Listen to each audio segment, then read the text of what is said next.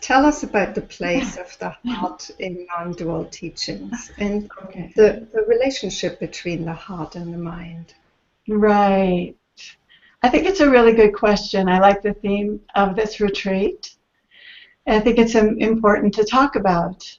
First of all, I think you have to define the heart and define the mind, what you mean by that. The heart that, I'll define it as I see it. The heart that I think we're talking about is the spiritual heart, not the emotions or the feelings. You know, like when people say they broke their heart or their heart is broken, they're talking about emotions and feelings. They're talking about the feelings that come out of the egoic view of reality, out of the illusion. But the heart that we're talking about is the spiritual heart.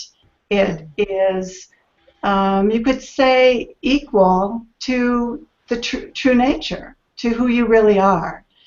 It's hard to define. It seems that there is kind of a centering of our true nature in our body, in the center part of our chest, and maybe that's how that term came about. There certainly is a sense of openness and closeness in the center of the chest when there is a heart opening or when the heart is closed. And so the spiritual heart is, it opens when we're very present. And it's also open, generally speaking, when someone is awake, at least most of the time. And it's open during spiritual practices, during prayer, during any alignment with what I like to call essence or your true being or true nature. And so the heart is essentially who you are. It's the experience of who you are. And the experience of who you are is the experience of love and peace and devotion to life. So when people do devotional practices, they are evoking a feeling of love, unconditional love, love for life, love for the divine.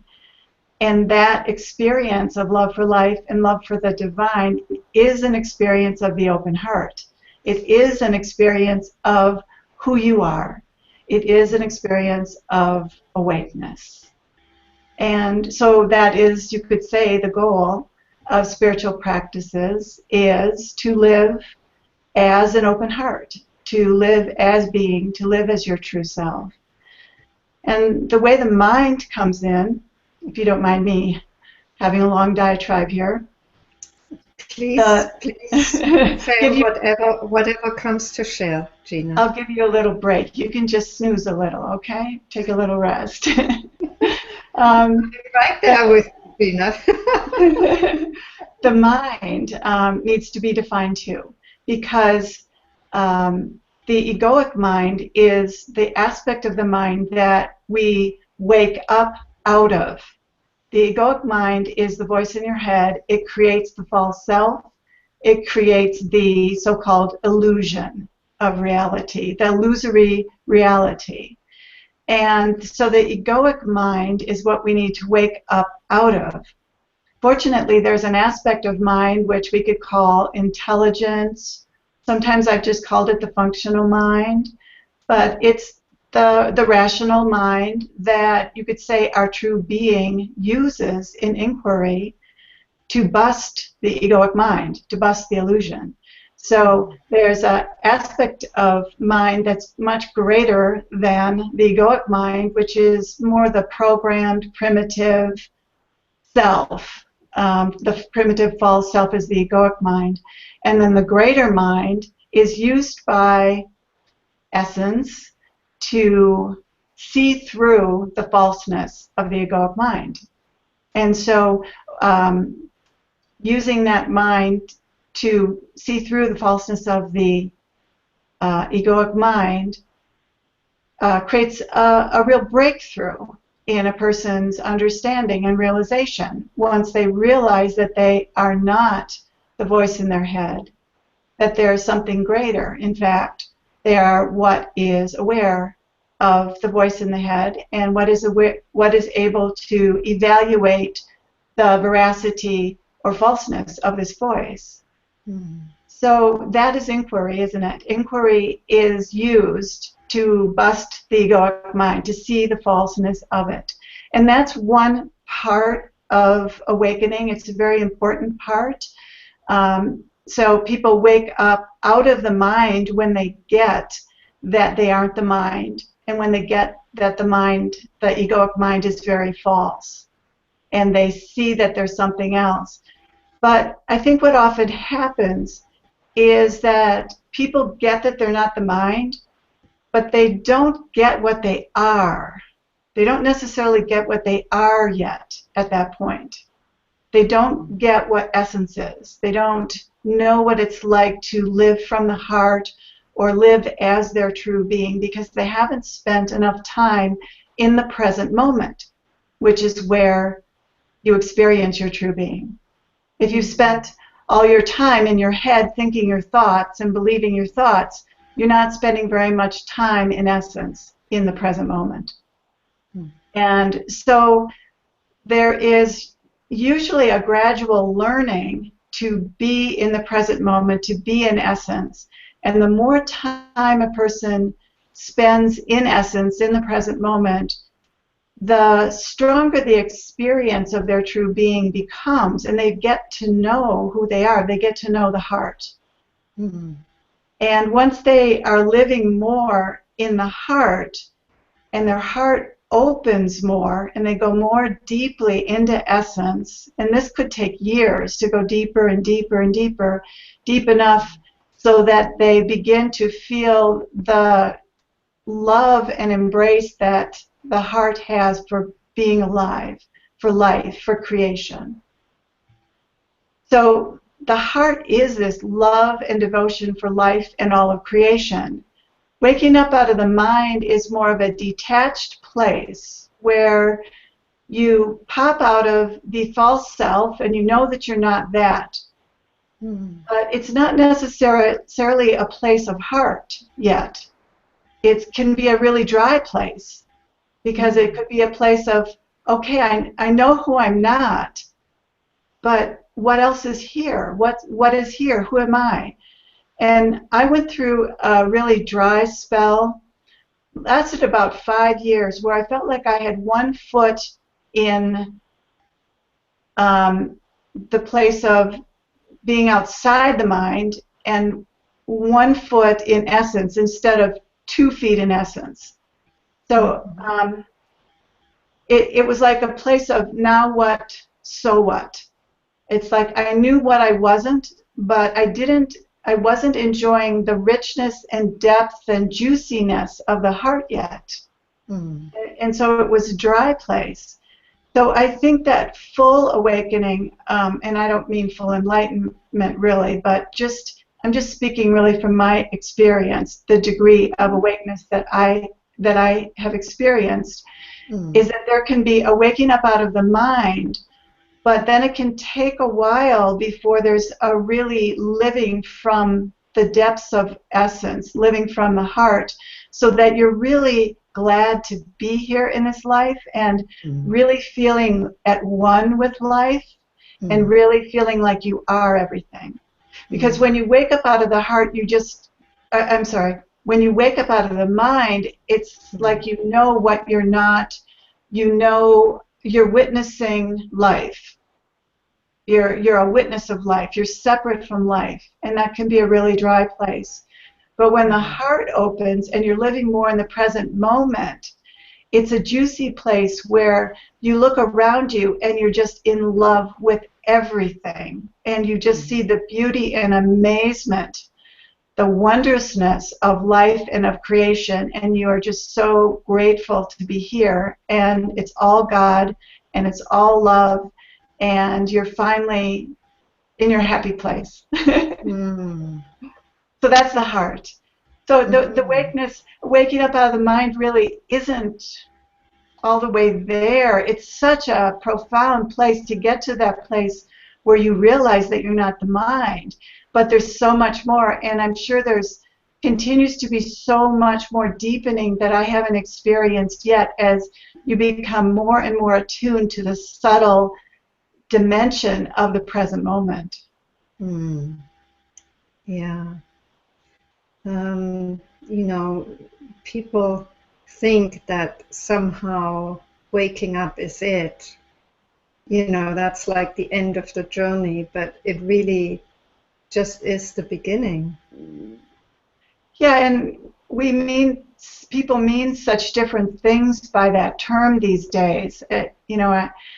I used to have an idea. I knew how I used it, but more recently I realized that people use awakening and waking up so differently.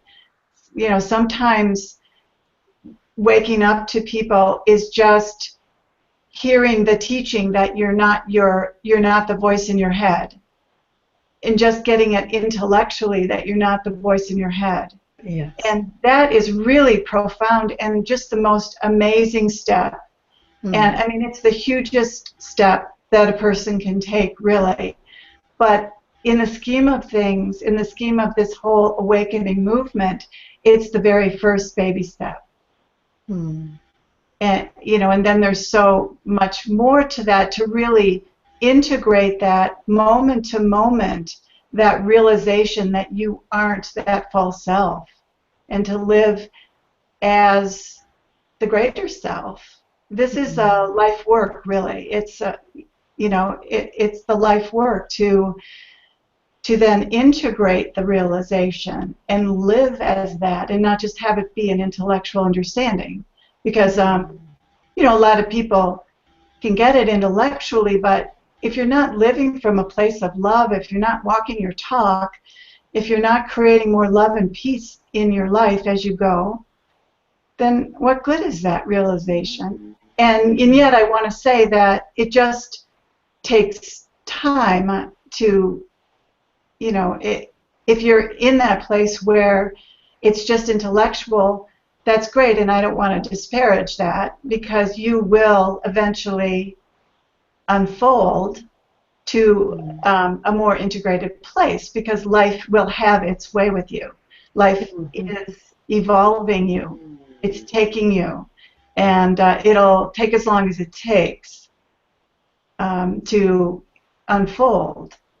But it just becomes apparent when you get a little farther down in the journey that realization that you're not your mind is really just the first step in the journey, and it's monumental. It changes your life forevermore, really. But there's so much more. Just gets so much better, because I really love being here now, and to me, to be able to say this is a really important thing for me, because I think all my life I've been trying to come to grips with not wanting to be here. And so it's what got me on the path to start with, is just that it was so painful to be here, so painful to be me. And so to actually come to the place where I feel that life is so precious and I'm glad to be here is just such a gift. And I'm so amazed that life is so benevolent and so wonderful that it can actually bring us to this place of love and peace and happiness. I always knew it was possible. There was something in me that knew it was possible to be happy, possible to be free, to be at peace, and just kept, doing whatever I thought would help. And isn't it wonderful that it's true, that it is possible? Yes, yes. And, I just want to add to what you said. When we look at the trajectory of spiritual seeking and the spiritual journey, a lot of people want to wake up because their lives are painful. I mean, my life was painful. That's why I started searching. That's why most people start searching. And so there is a basic kind of rejection of life on this planet, and the painfulness of it, and my life and myself, and that there is the impulse to seek elsewhere, to get somewhere else, is because one wants to get away from all this. And so in the first phase of waking up and realizing I'm not this mind, I'm not my emotions, I'm not my physical sensations, I'm not my body, that is used to continue to reject life and the body and the emotions and everything else, others. Yes. And so at some point, though, that has to be seen too. Yeah. Like, I remember my first conversation with my teacher, Gangaji. I came up to her with that question. I said, I'm pretty much okay with everything, but I just can't accept the fact that life is so painful on this planet. Yeah. Yeah. Well, it's only painful from the perspective of the egoic mind. From that it creates the egoic mind, your thoughts, Yes. create a certain experience of reality. And that experience is painful. And that's what's amazing, is that that's why they call it an illusion, because there is an entire illusory reality that is created by the way that ego thinks about life and the way it sees life and feels about life. And so that becomes a self-fulfilling prophecy. Life becomes more painful than it ever has to be. Yes. Because of how the ego perceives it and because of how it responds to life and creates problems, right? Mm-hmm. So the perception from awakeness is so different that you don't create problems, you don't create suffering, and yes, a stubbed toe still hurts, and you still have to go to the dentist to fix your tooth, and you still have to pay your bills, and you still have things, but you don't have the egoic mind's magnification of pain and problems and suffering that it does, and the creation of negative feelings around everything. There's no negative. Imagine if your life has no negative feelings in it. That's going to be not such a painful life, is it?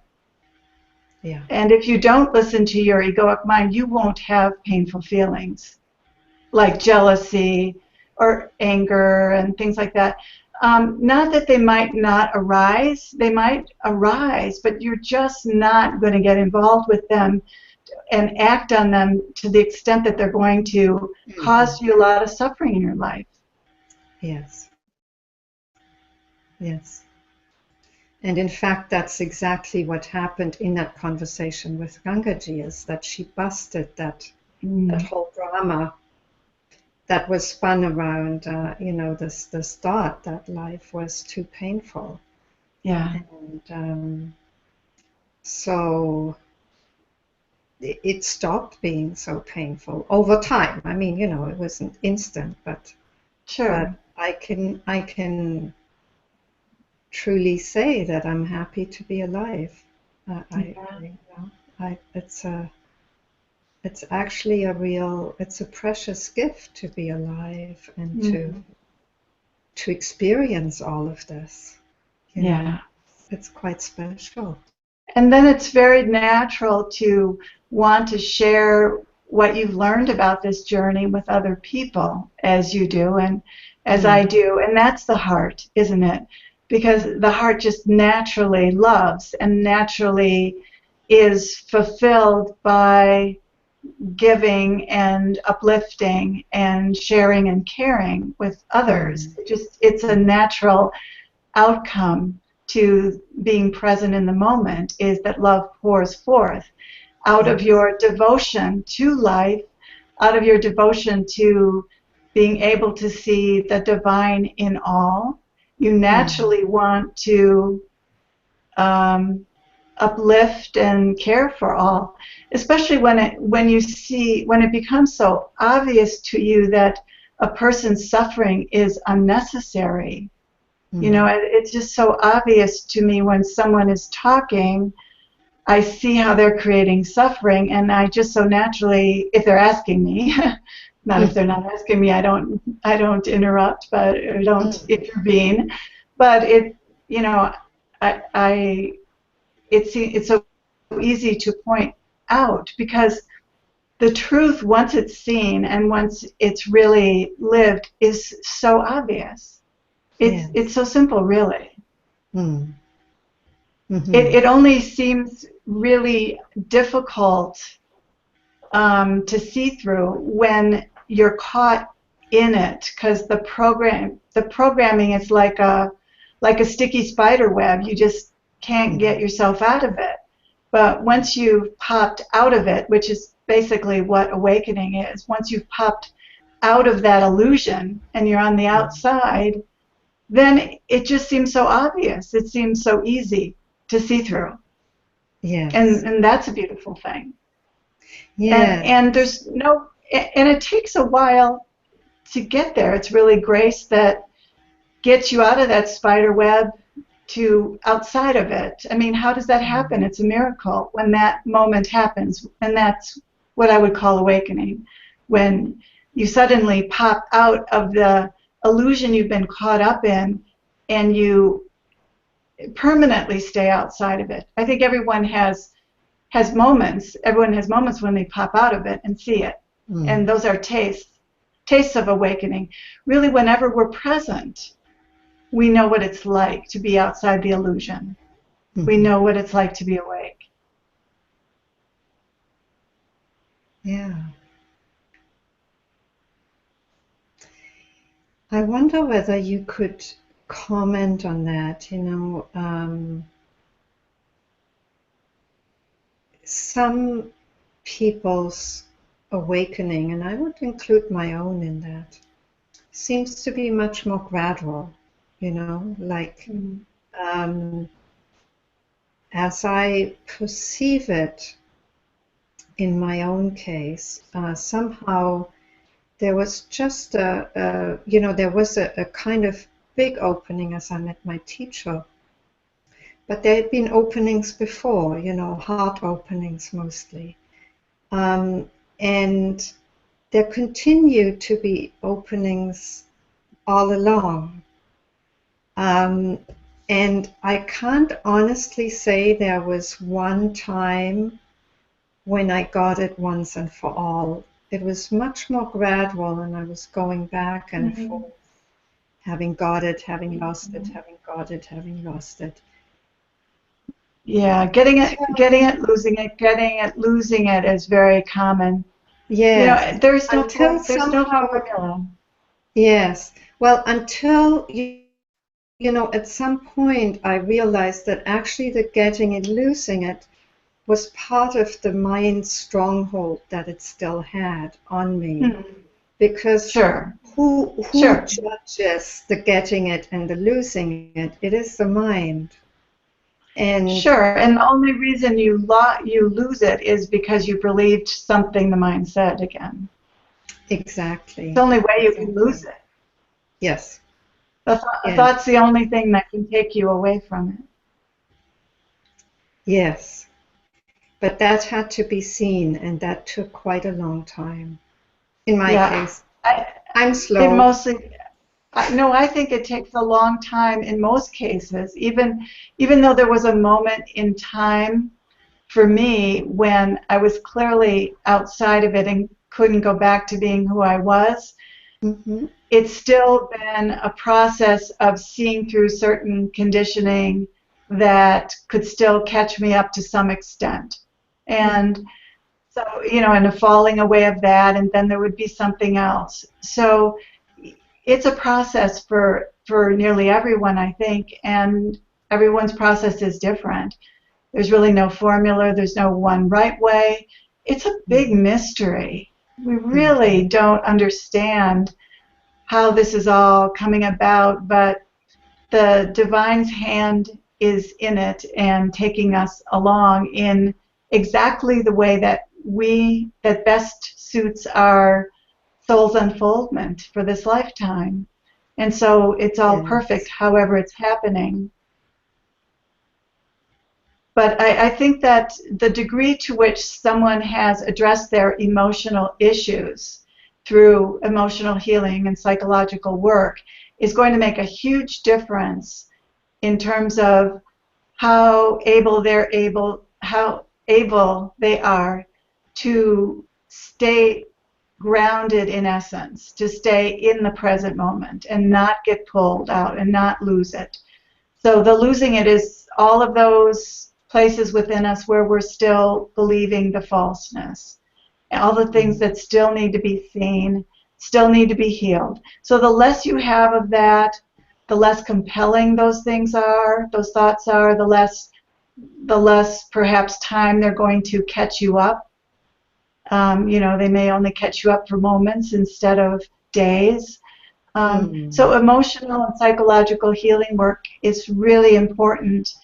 I think that because I did a lot of that work before awakening, I had a pretty smooth time, and it has been, not particularly extreme or rocky. It's been a real gradual, smooth sort of unfolding.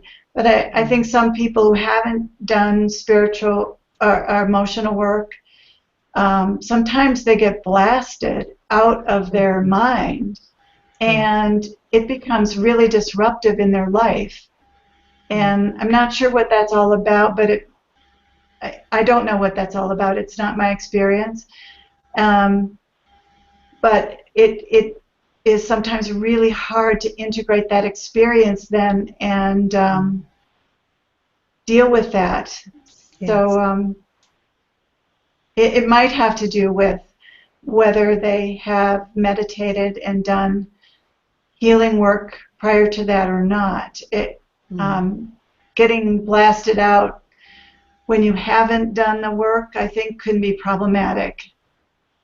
But I'm not sure. That seems to be what at least some traditions say, that's why it's actually good to follow practices until they're no longer necessary, because somehow they have an effect of kind of preparing the body, mind, the system to the shift. And so the shift can happen in an easier and less disruptive way. Absolutely. Spiritual practices clear and raise the vibration of the etheric body. And, if you're bringing it in a higher vibration because of your consciousness is becoming raised, your body's got to be able to handle that. And sometimes there's often our physical problems after awakening. It's very common to have physical problems.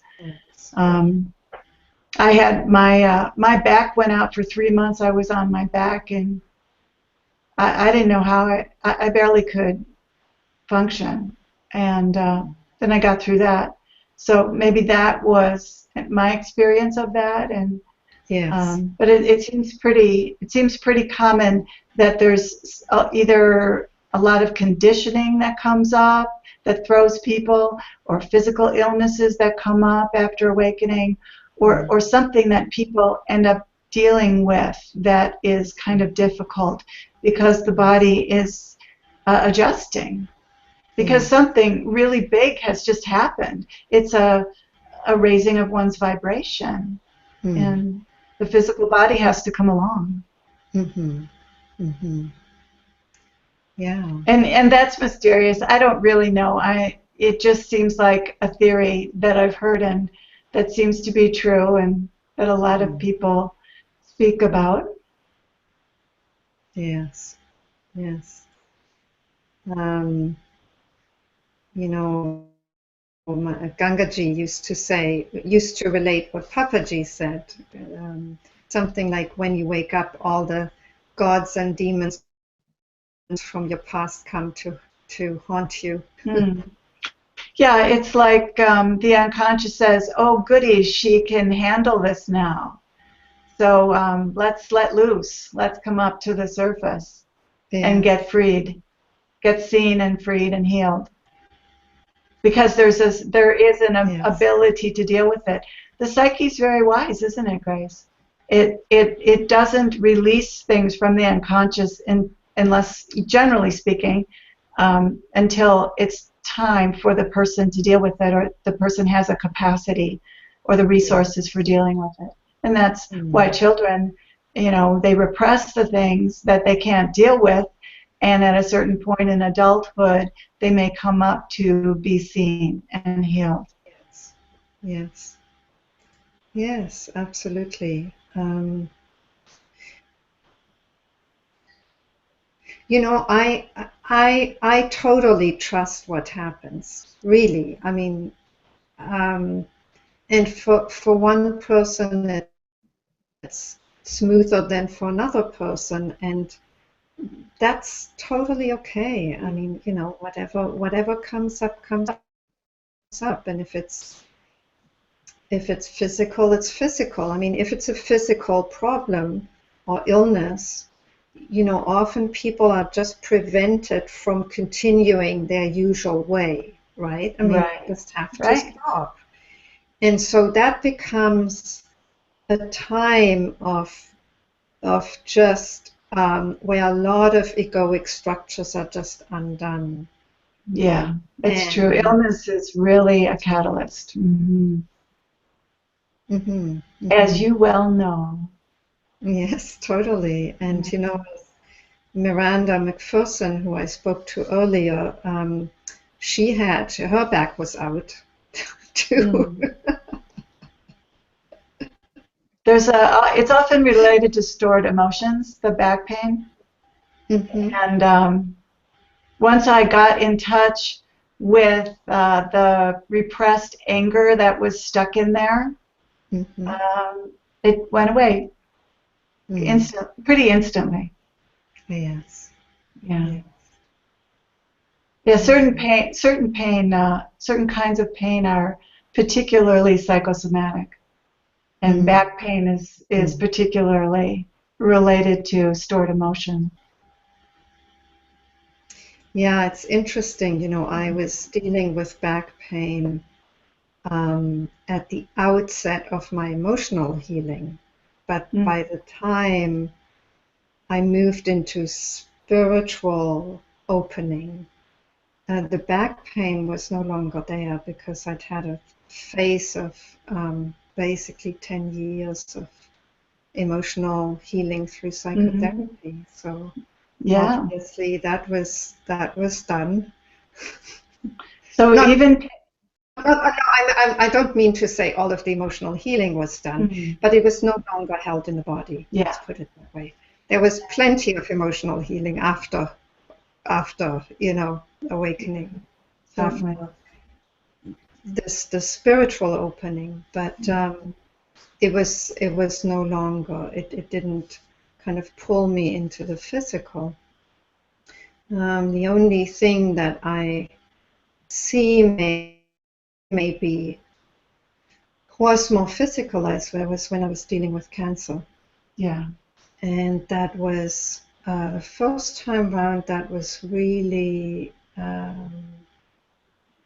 there was really a release of strongly held distinctions between myself and other. Other in that case being the medical system, which I Mm, totally rejected. mm, And the second time I was dealing with cancer, I was really forced to face the fear of death, fear of yeah. dying.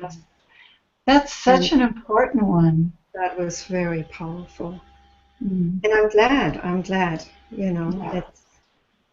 it was actually very liberating. Yeah, and that's what so many people who have survived cancer have said, and even those who haven't survived it have claimed that it's a gift. So this is proof of the benevolence of life, that it all takes us home. It all is pointing us towards Mm. our growth, our needed growth, and our needed evolution towards greater love and alignment with essence. Yes, yes, absolutely. It's all good, right? Mm. I'm just, yes, it's all good. And I'm just thinking, for me, actually, life has always been such a teacher. Mm. Somehow, you know, by grace, I guess, sooner or later, I always realized that whatever was happening was was an occasion Mm. for me to let go of what I was attached to. Yeah, there's so much less suffering when you can reframe Yeah. things in that way, when you have that perspective. Yes, yes. And I have to say I see others, and somehow the impulse to hold on, to stay attached to some idea or some person or something or some job or some idea of how they need to succeed or what they need to do, it's so strong that it creates a lot of suffering. And And sometimes the suffering has to get really, really bad mhm, before it can be let go of, whatever is causing the suffering.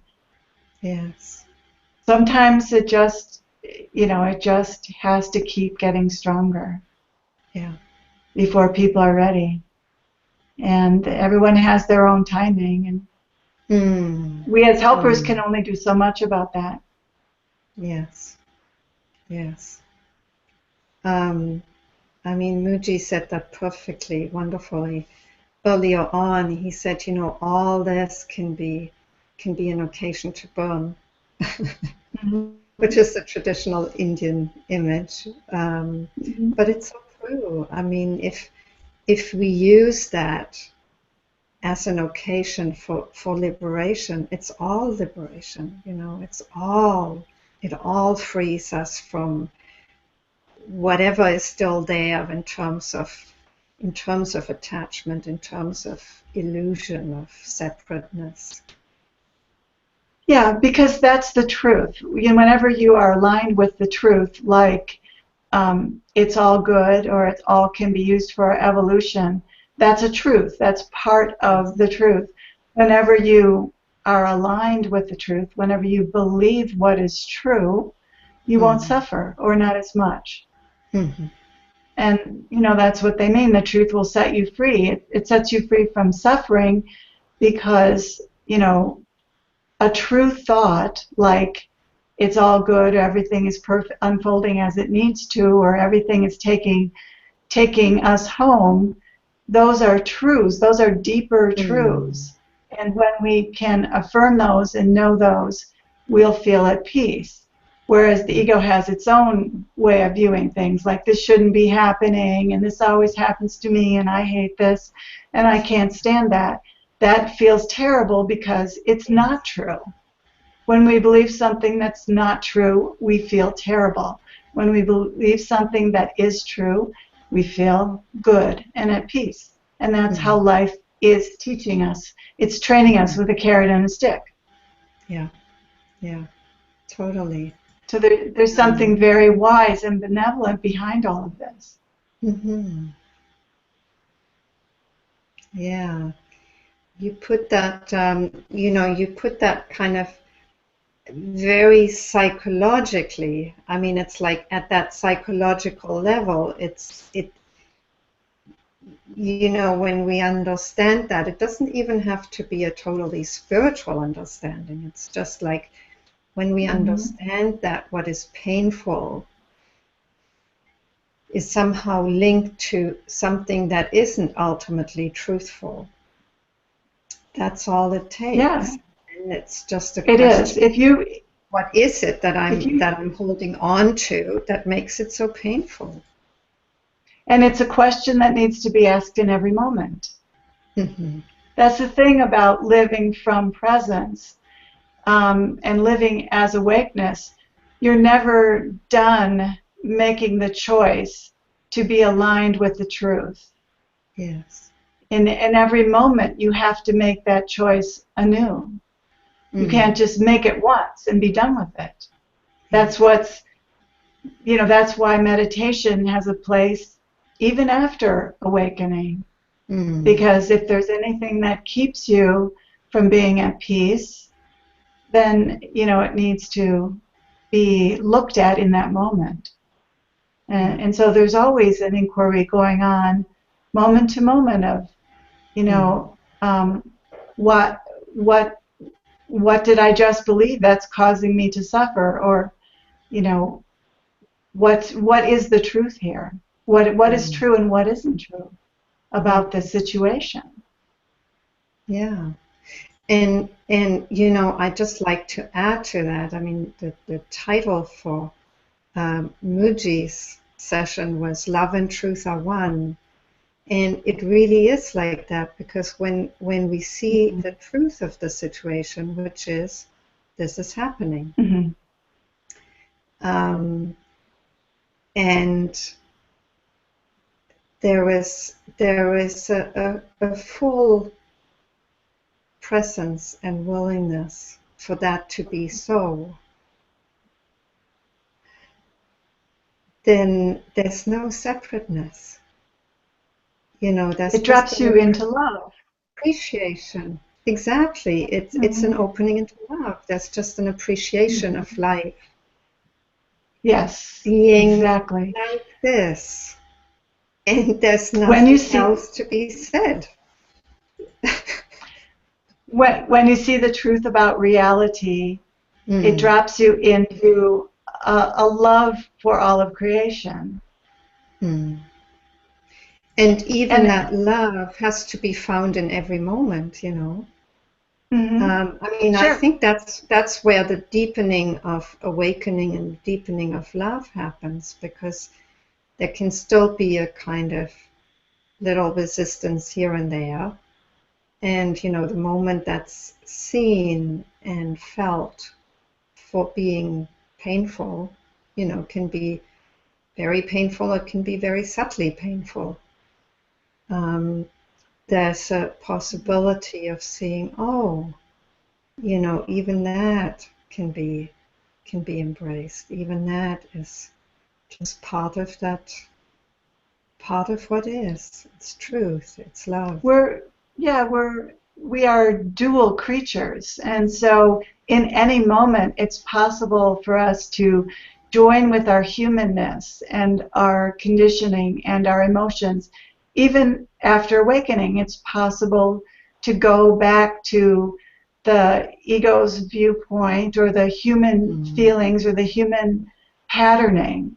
And mm, so in that moment, it just needs to be noticed that you went back to the human patterning, and then you mm, make a choice to notice what else is here. What other yes. perspective is here? What Mm, is the biggest truth, the fullest truth of this mm, moment, not just the human's truth? yeah. And so that's the ongoing moment to moment practice that you live Mm, as a spiritual being. You're always noticing your humanity and noticing your being mm, and making a choice to of what to do about that. mm. Do you move into your being and recognize your humanity, or do you jump into your humanity and act it out for a little while, scream and yell for a little bit or something? And then you come out of it again? It happens, right? Yeah. We're, Yes. we're dual. That And duality of human and divine, the human doesn't go away. no. And can't you just love being that in that humanness too? Sure. From the place of knowing that you're more than that, in the midst of acting out the humanness, is is what I think that's a difference between before awakening and after awakening or one of the differences is that before awakening, when you're in your humanness, that's who you are. That's you don't Yes. know. You're not in touch with your greater self. You Mm. just are in your humanness. And Mm-hmm. after awakening, if you drop into your humanness in a particular moment of upset or something, there's still always this awareness that you are noticing yourself acting as a human, acting out the Mm. human. Mm. There's a noticing of the human Mm-hmm. acting out. And that is a completely different experience than total identification with it. And Yes. unconsciousness to just general unconsciousness.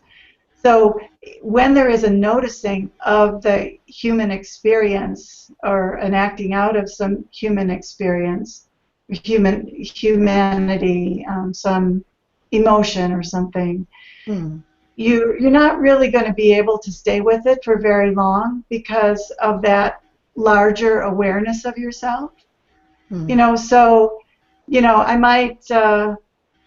I might throw a little jab at my husband, a little one, Mm-hmm.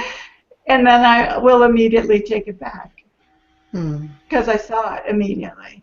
You know, Mm. so Mm. the humanity can come in there, and I can the personality and the tendencies can grab hold of you for a second before if you've lost your vigilance or your diligence about Mm. noticing, and you might whip off a not such a nice statement, right? And then instantly you see Mm-hmm. what just happened, Mm-hmm. and you make another choice. Yes. So that's what my experience is. It's not that I always live as sweetness and light, Mm-hmm.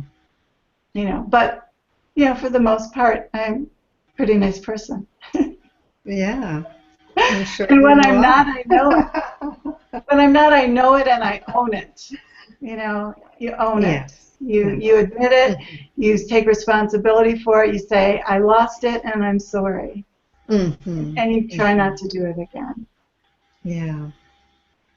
Gina, let me put this to you. It's a slightly different example, but it just keeps coming up to be ART, so I'll just put it to you. Um, when I had the pre-recorded conversation with Tim Freak, he mentioned going through the illness and then passing of his father. And just recently, Scott Killerby also lost his mother, and Mm. he he put a post on Facebook that was quite moving actually. And both of them, and I find that very interesting. Both of them said there was something very human and very right and very truthful to this experience, to actually feel grief, Mm. to not just be in the distant witness, Right. because the embodied human experience, of a loving relationship, or maybe not so loving, but still a relationship to a parent, is, that there is something very human in it, but also very truthful to how Mm. we are, how we exist. And so losing a Yeah. parent, you know, I mean, Tim Freak said it quite well, I wouldn't have wanted to just be in the witness. To me, it No. was very, it just felt so very right to be in that very human experience of grieving the loss. Well, when you're in the human experience with an open heart, then then you're an integrated spiritual being who Mm-hmm. is a human being, Mm-hmm. and that's a very rich place. Yes. I'm really enjoying being a human being now. You know, Yes. and it's because the heart's open. So, Mm. hey, that's what I am. I'm a human being right now. I know I'm a spiritual being, and one day I'm going to pop out of this body and never come back to it again. But for the time being, let's really be me. Let's really be who Mm. I came here to be as a human being. Yeah. That's the integrated. Um, that's the heart. The heart Mm. says yes to being this that we are in this moment, in the here and now on planet Earth. Mm. Like, wow, our soul came into this body. What a miracle that is.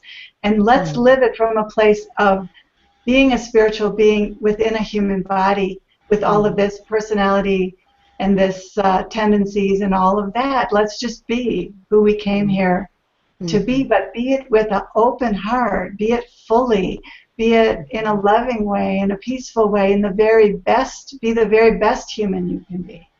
That's Mm. the open heart.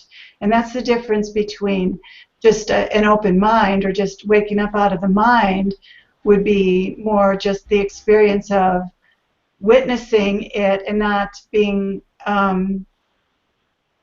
involved involved in it very humanly. I'm having a hard time even describing it because Mm-hmm.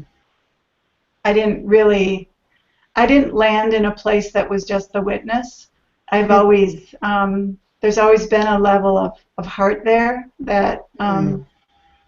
so I didn't get blasted out into this distant, detached witness place that some people experience. I don't Yes. really. It must be very powerful, um, Yes. but I didn't have that. So Mm. yeah, I think we're meant to be human, and when the heart is open, that's what we discover is that we just want to say yes to life. We want to Mm. embrace this life that we're given Mm-hmm. for as long as we're given it, because it's Yes. really a short time. Mm. Mm. Yeah. It's And easier for me to see that now at this age that it's just a short time, and yes. yeah. And I guess the way I understand it or make sense of it is that some people,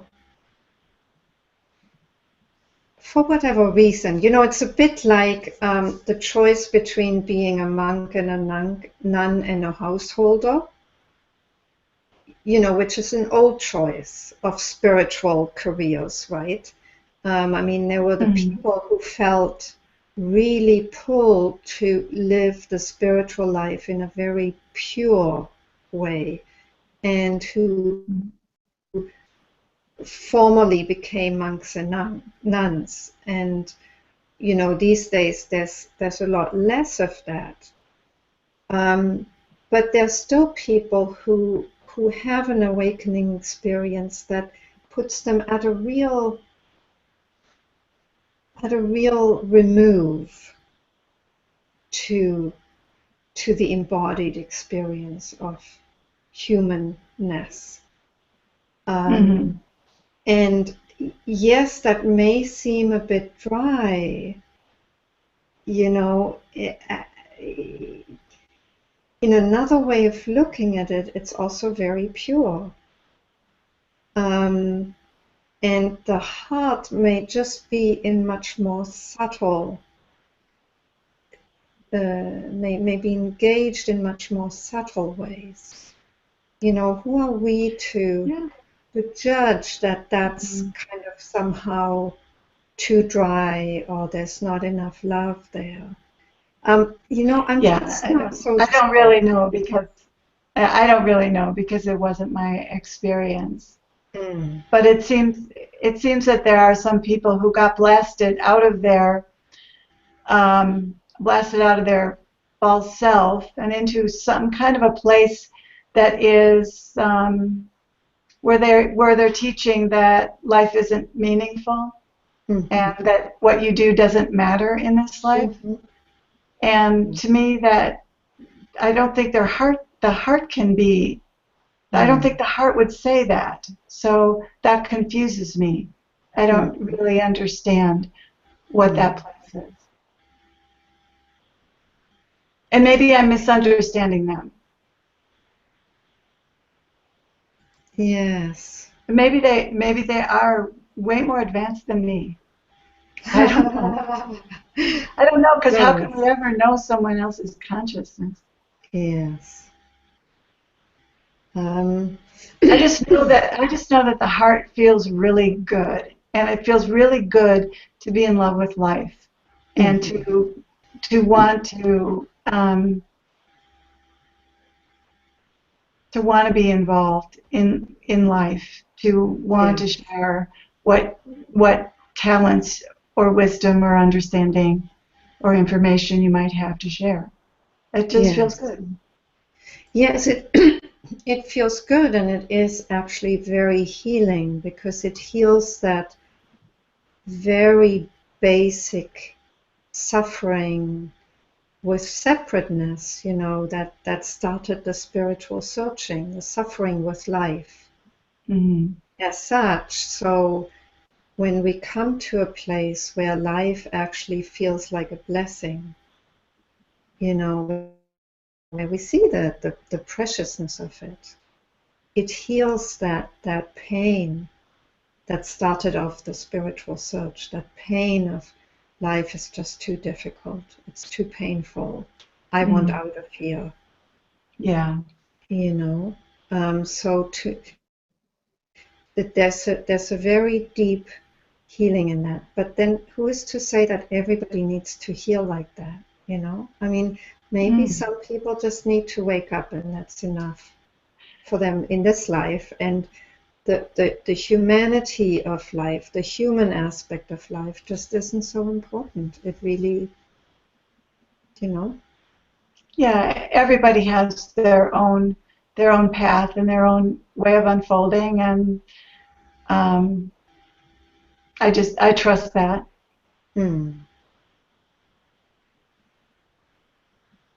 Okay. Well, that feels like a good place to invite questions. And I just want to say that for the Hangout, for some reason, people have come in and popped out again. And actually, Gina has had difficulty coming in.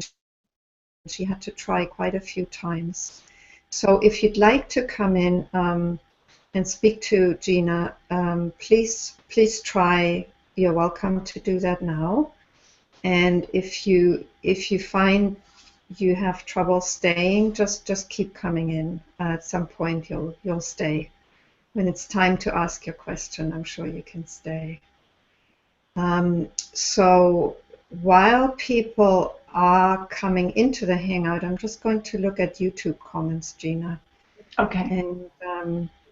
And I'll give you a little break for a minute or so. Okay. I'll get back to you.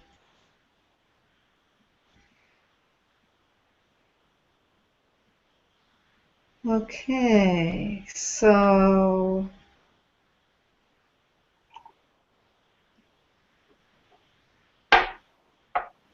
there's a question by Veronique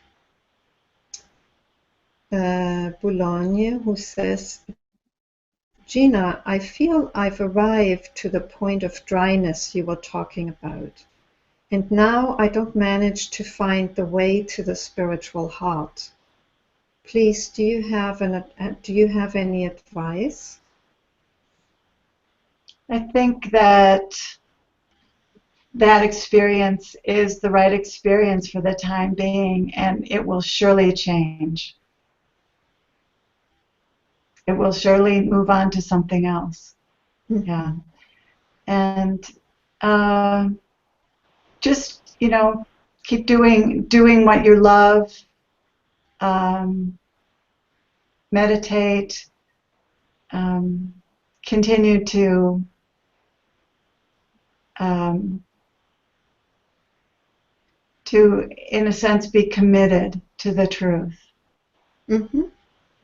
even though it doesn't feel completely juicy.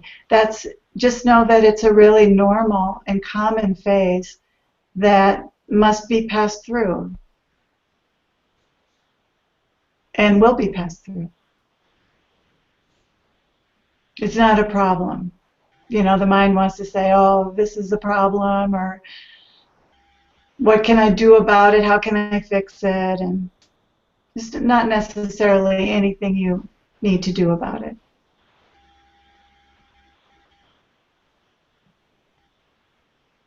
Okay, great. So we've got, thanks, Gina. Mm-hmm.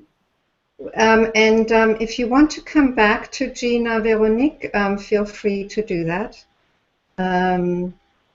So we've got Ifta, who's come on. Ifta, you need to unmute your mic, please. Can you hear me? Yes, can you hear me? Yes, absolutely. I'll just bring your image on too. Hold on. I don't have, I'm without video right now. It's Oh, okay? you're without video. That's fine. That's perfect. Okay. Okay, great. That's I actually popped in the middle of the question of Veronique, mm-hmm. and I didn't hear Gina's answer, and I sort of have the same question, because I really, it really resonated with my experience when you said like that you have this sort of initial understanding of, I don't know, like being non-dual and like the non-self nature of being, but the heart is not open and you just don't enjoy it. And this is my experience right now, that it's like Mm-hmm. Adi Ashanti put it very well once. He said like that there's a awakening at the level of the mind, awakening at the level of the heart, and awakening at the level of the belly. And it really resonated with me because like I really feel that if we use the term of chakras, I really feel like the chakra between the eyes is really strong and pumping, like physically I feel it. And but the heart and belly are very weak. Like the energy there is not flowing, and I also feel it like that I understand. If we take the chakra like the center of understanding, intellectual understanding, I feel that that I can like really get what people say and really look at and the non-self nature, but really it's not enjoyable. It's not. There's not too much happiness there. It's more interesting. It can be interesting, but it's like again it's the mind. It's not the heart. Mm. It's opening. It's So yeah. this is your process. This is what your process looks like, and so there's nothing wrong. There's nothing that needs to be fixed, and the process is unfolding and changing all the time. Many times, the process cannot even be known or felt by us, much less understood. The spiritual unfolding is very mysterious. It's very subtle. It happens on subtle levels. And so this is the experience you're having right now, but it's not the experience that you are going to continue to always have. So what I said to Veronique is just that just know that your process is being carried out just as it needs to be, and that it's not wrong or not the right experience. It's not something that needs to be fixed. It might be that there's some emotional clearing that needs to happen, in order for you to feel more juice, more heart. So if there's some inquiry into emotional issues or some kind of energy work or anything that you feel drawn to that you think might be helpful to do emotionally, if you are having any kind of emotional feelings coming up or that kind of thing. Have you done some emotional work, or are you having any emotions besides the dryness? Yeah, of course, a lot. Yeah, I have a lot of emotional work to do. Yeah. Yeah, and So I am. yeah, you have to do that work. It's hard to do the work, Mm-hmm. but you have to do the work. Mm-hmm. Hmm. So yeah. Mm-hmm. So you would say it's pretty useful to like clean up psychological stuff before you actually can like manifest non-dually, because a lot of Absolutely, yeah. It's necessary. It's necessary. I've known people who had awakenings, and then after that, it seemed like they never had an awakening because they had so much psychological stuff that pulled them right back into the egoic mm, state of consciousness. So, unless you've cleared away some of that negativity and healed some of the emotions, then having an awakening or having a certain realization is only going to go so far before you get pulled right back into the old state of consciousness. mm, So, yeah, so even, it's not that an awakening is going to eliminate the necessity to do your emotional work. mm, all right. You have to do the emotional work, Mm-hmm. before or after. Yes. Mm-hmm. Hmm. Okay. Yeah, and we have this term spiritual bypassing. People would love to not do the emotional work. Of course, it's hard to do the emotional work, but unfortunately, we really can't bypass it. It comes around, it gets in the way, it interferes, comes up in relationships. Mm-hmm. So it has to be dealt with. And um, it it's it's such worthy work. Mm-hmm. It's so worthwhile Mm-hmm. because what you really want is not just to technically awaken. You want to be free, and what is it you want to be free of? You want to be free of all that stuff that keeps you uh, attached to the negative thoughts and feelings. So you have to do that. Yeah. Yeah. Yeah. Or I just add something to that, if I Mhm. may. Yes, please do. It can be so subtle sometimes. Um, there can be a seeing of all the emotional stuff, and there's a subtle resistance to it that says none of this is very meaningful. mm-hmm. And so that subtle resistance is actually a form of attachment to it, because as long as you resist it, even if only very subtly, and spiritual terminology, will sometimes invite you to do that. It's just like, oh, that's just emotions. But as long as you resist it, somehow you get stuck there. Mm-hmm. Hmm. The moment you see it for what it is, yes, it is emotions. But the moment you're willing to just feel it and let it burn you, let the anger burn you, let the sorrow burn you, at that moment there's no longer any resistance, and then it actually brings you alive in new Hmm. ways. Mm-hmm. It's so worth it because of the results. And the actual doing of it is not that hard. Hmm. Wouldn't you say, Grace? I mean, it's a willingness to Yes. notice and be with emotions and thoughts. Yes. Yes. And Totally. and how that's not really that hard to notice and be with them, to just sit with Mhm. them. Yeah.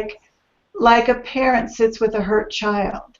You just sit with the feelings of anger. You take those feelings on your lap like a parent takes a hurt child, an angry child. You take those feelings and put them on your lap and you say, okay, it's okay for you to be here. And now what do you have to tell me? What can I find out? What can I find out from you about this? And you just listen to those feelings and you bring compassion and attention to those feelings. That's all you have to do. Notice, be compassionate, be accepting, allowing, and listen. Mm-hmm. Yes. And that is That's actually really powerful. yes. Sorry, I interrupted you there, Gina. That's fine.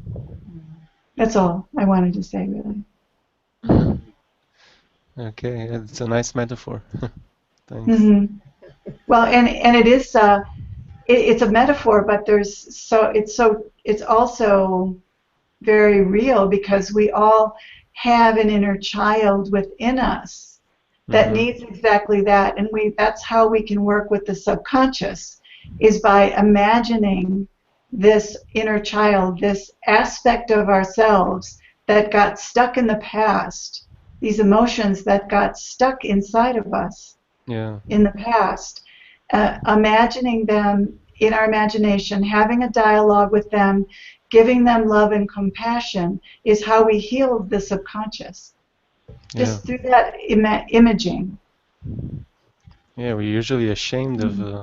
this little child. Mm-hmm. Mm. And all that child needs is just to be seen and acknowledged. And then it relaxes. And then it won't cause you trouble anymore. Because, Mm. children who don't get attention, they cause a lot of problems. Mhm. That's right. They just need love. And so those feelings, they just need your love and your attention and your acceptance. And they just need a little space to be there. And then they evolve into something else. They disappear, they dissipate. And often they give you some insight into why they're there intuitively. You might get an image or a sense of an event or something that happened in your childhood that caused you to feel that way a long time ago. Because Mm-hmm. a lot of our present time emotions are there because they resonate or mirror emotions that we had a long time ago. Yeah, They're of course. connected to those old emotions. So if Mm-hmm. you stay with a current emotion, it may allow you to get some insight into some very old stuff that is similar to the current emotion. Mm-hmm. And just that coming up to the surface can be enough to heal it. Although, sometimes you need to be with the same emotion over and over again for a while, because it takes just some time for it to relax and release. So just being with it once might not be enough. You have to be willing to be with it every time it comes up, at least when it comes up strongly and has really grabbed you. Mm-hmm. Yeah, yeah. That's So it is possible to do a lot of this work on your own without a therapist. And then there are some things that you might not be able to do on your own. yes. I am using the Barnes Katie work. Barnes Katie. Yeah. Hmm. Yes. Very useful. Yes. Very powerful. Hmm. And I just add that when you allow feeling to be there, that's the love right there. Yes. It's not dry at all. Mm-hmm. And the compassion, the love, the attention, all of those are qualities of essence. When you give qualities of essence to the part of you that's hurting, you are, in essence, you've already moved outside of that part, and that relationship of essence to the egoic part is what heals it. Mm-hmm. Being able to be in essence with that part of you that's suffering. Mm-hmm. And that's what a therapist does, right? A therapist Yes. models essence. A therapist models compassion, love, acceptance, which are qualities of essence. They are sitting in essence with the client's pain. So you can do that with yourself. You sit in compassion, acceptance, patience, and allowing. You sit with your pain. With those, so you're in essence with your pain. That is the relationship that heals the pain. Not being inside your pain and that's it. Just feeling your emotions and that's all you're feeling. That isn't going to heal it necessarily. You want to let that emotion be there energetically, located in your body, but then be with it from the greater part of you, from the compassionate, allowing space that you are. Mm-hmm. And Oh. that will heal it. Mm. Yeah, that kind of compassion really needs to be discovered and developed, I guess. It's a choice. It needs to be chosen. That compassion is always here in every moment. You need Mm. to choose to notice that it's here in this moment. You choose to notice that it is here right now, and then you choose to join with it. You choose to evoke it. In evoking it, you have joined with essence. Whenever you evoke, or that, that's why devotional practices are so useful. What you're doing is you're evoking love and devotion by singing a song. And when you do that, you drop into essence. Because whenever you imitate a quality of essence like love or patience or kindness or compassion, you align with that greater part of yourself. In Mm-hmm. any moment, you can find a compassionate, loving part of yourself. It's always there. We just don't usually put our attention on the subtle dimension of life. Thoughts are not so subtle. They're much easier to pay attention to because they're big and loud. But essence is a subtle dimension of life. And you have to learn to turn your attention to this more subtle dimension and pay attention and notice that peace is here, love is here, compassion is here, and then stay with that for a while until you really feel that compassion, that peace. Keep your attention on it. Whatever you put your attention on is magnified. If you put it on thought, your thoughts and feelings are magnified. If you put it on the present moment or sensations in the body, your sensations are magnified. If you put it on the compassion of your true self, then that compassion is magnified and that becomes your experience. Mm. So it's a matter of choosing where you put your attention. Mm-hmm. Yeah, I did start actually sort of chanting or singing in the middle of meditation, like about a year ago, after maybe 2 years of just meditating, and it started really naturally out of Mm. nowhere, and exactly it felt like a melting, like a place of Yes. compassion. Yes, so this is maybe a really good practice for now, to counteract the dryness or to bring the heart in. Devotional practices, chanting, prayer, Mm-hmm. singing. There's amazing music out there these days. Peter McKenna, I just have to say, his music is so heart-opening. There's so much heart-opening music. So if you blast yourself, like I do, with heart-opening music, I've always meditated to heart-opening music. Hmm. If you filled your ears with heart-opening music all day long, believe me, your heart would be open.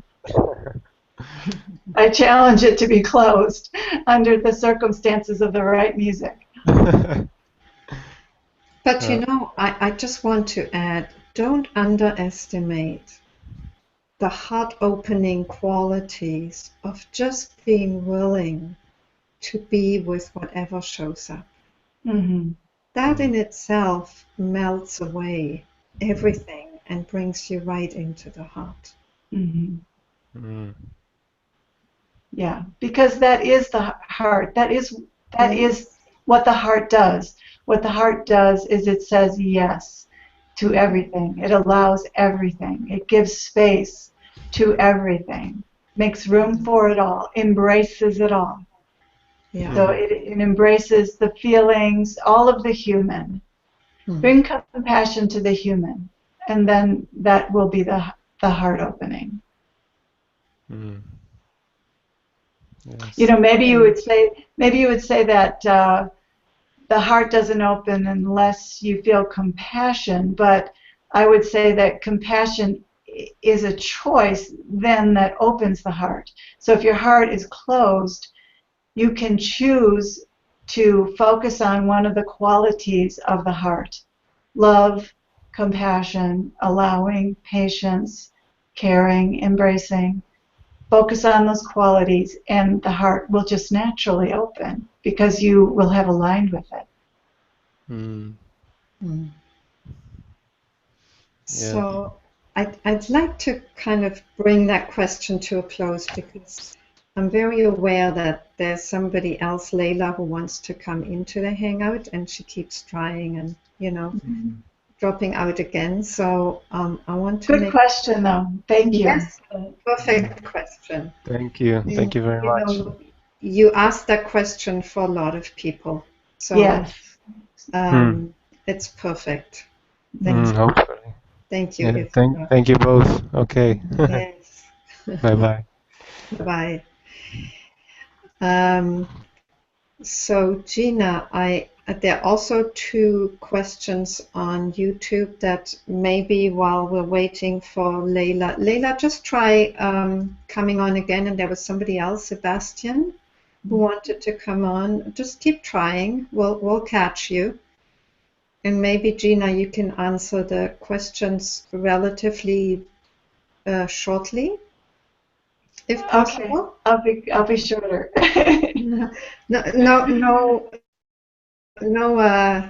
No criticism, just a suggestion because we're coming to the end of our time. Yes.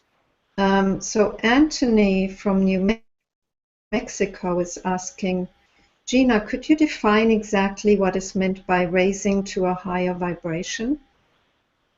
Well, I don't really know, except that I guess there is an etheric body that, and the physical body vibrates at a certain speed, and when our consciousness is raised, then our vibration is raised.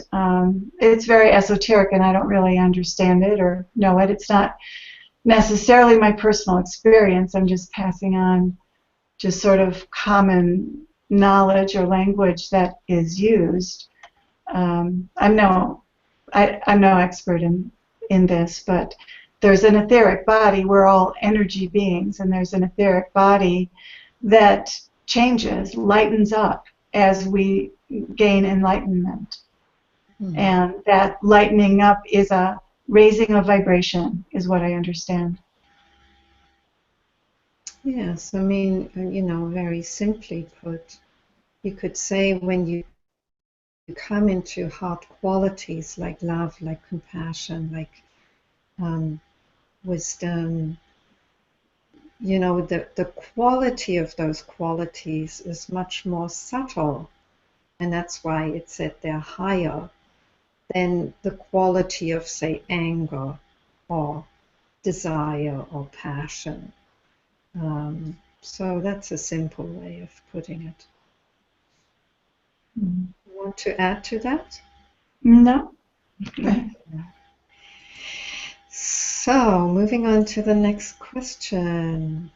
Gina from Ines Cruz, can you say something about pain in the solar plexus and emotional awakening?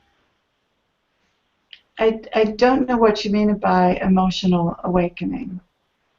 And I'm afraid I don't know what to say about pain in the solar plexus. That isn't my forte. Solar plexus is the power chakra, but I'm not someone who talks about or deals with or works with chakras or with pain. It's more of a, my teaching is more of a teaching about how to best the egoic mind and how to live in the present moment. Yeah. So, do you know what you might mean by emotional awakening, Grace? I'd say let's just kind of have you answer questions. I could say something in the next session. So Ina, why don't you come back in the next session and ask that question again? I just want to give the space to Gina right now, and there are more questions. So I just want to put those to you.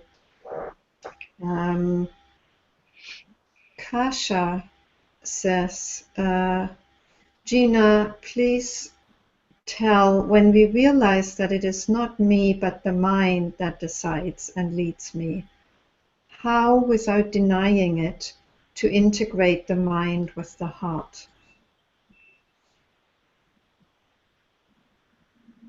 Oh, I'm sorry, I don't really understand the question. Do you, Grace? Let's see. What I understand is that she's asking, when we realize, when we see that the mind is doing all the leading and deciding and acting, how can the mind be integrated with the heart without denying the role of the mind? Oh. Does that make sense? Yes. Okay. All right. Well, the egoic mind is not something you need. It's not something to live by. It's the problem, not the solution. So, by all means, if you're going to deny anything, deny the egoic mind. I know it's kind of, we're all about acceptance and everything, but honestly, we are so into accepting everything our egoic mind says that if there's anything to deny, I would say that the teaching is to ignore the egoic mind. You don't need to love it up. We are already too much in love with the egoic mind. You don't need to.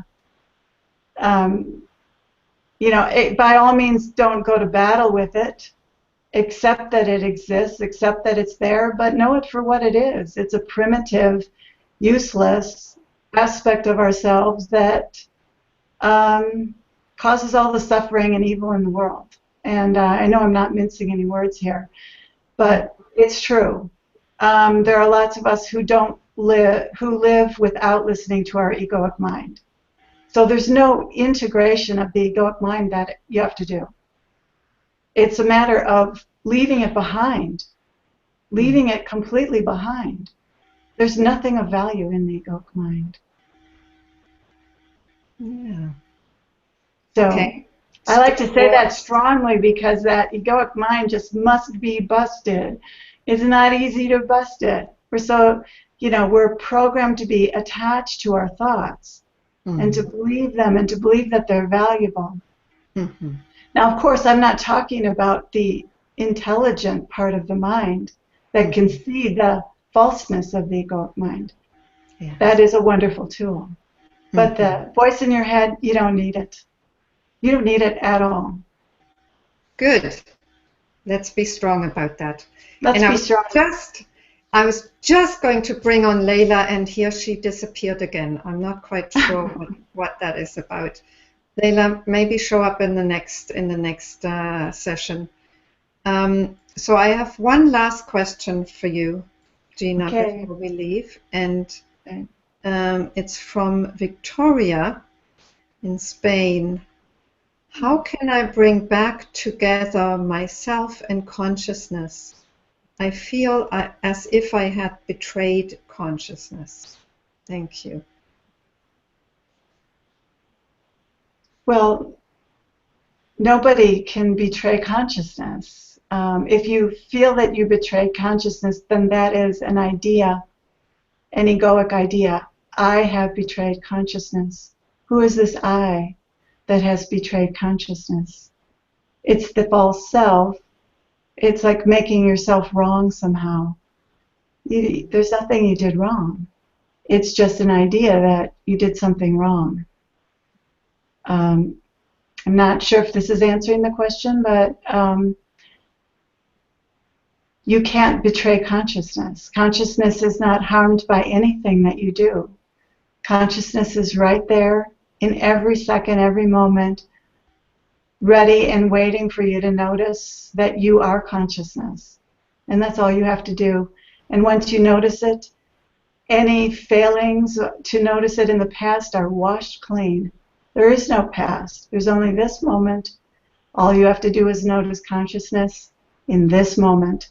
Forget the past. Forget whatever you've done in the past.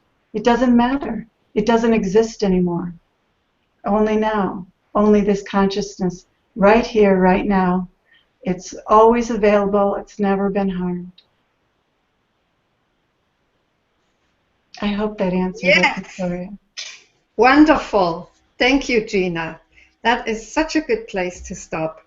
Thank you, Grace. So clear, so true, so loving. Not in a small way, in a big way. Not loving the thought that tells you betrayed consciousness, but loving yourself, loving that consciousness that has never been lost.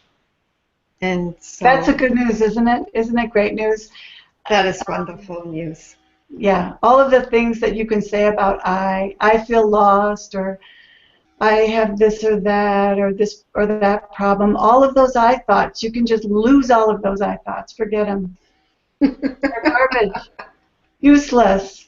They're part of the illusion, the false self. They create the false self.